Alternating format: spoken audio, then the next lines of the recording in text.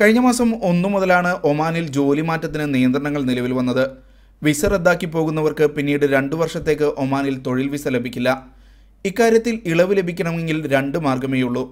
ഒന്നുകിൽ പഴയ കമ്പനിയിലേക്ക് തന്നെ തിരിച്ചു വരണം, അല്ലെങ്കിൽ കമ്പനി മാറാൻ സ്പോൺസർ NOC നൽകണം. 2 വർഷം കഴിഞ്ഞിട്ടാണെങ്കിലും വേറെ കമ്പനിയിൽ ചേരുന്നതിന് പഴയ സ്പോൺസറുടെ സമ്മതപത്രം നിർബന്ധമാണ്.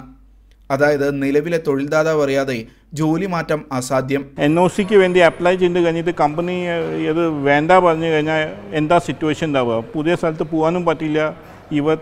ഇവരുടെ ലോയൽറ്റി ഒരു ക്വസ്റ്റ്യൻ ആയിട്ടും വരും. അതാണ് എക്സ്പാറ്റ്സിൻ്റെ ഒരു ജെനുവൽ ഒരു ഫീലിംഗ്. അവർക്ക് ഇനിയിപ്പോൾ ഒമാനിൽ തന്നെ ഒരു ജോലി മാറാൻ പറ്റുമെന്ന് അവർക്ക് ഫീലിംഗ് ഉണ്ട്. ചിലർ വേറെ ഗൾഫ് കൺട്രീസിലും ജോലി നോക്കാൻ ശ്രമിക്കും, അല്ലെങ്കിൽ ചിലർ നാട്ടിൽ തിരിച്ചും പോകും.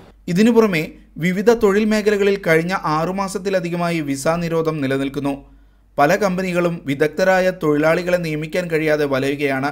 ഒമാനിൽ ജോലി മാറ്റം ആഗ്രഹിക്കുന്നവരും നിക്ഷേപത്തിന് തയ്യാറെടുക്കുന്നവരും കൃത്യമായ തീരുമാനമെടുക്കാൻ കഴിയാതെ ആശങ്കയിലാണ്.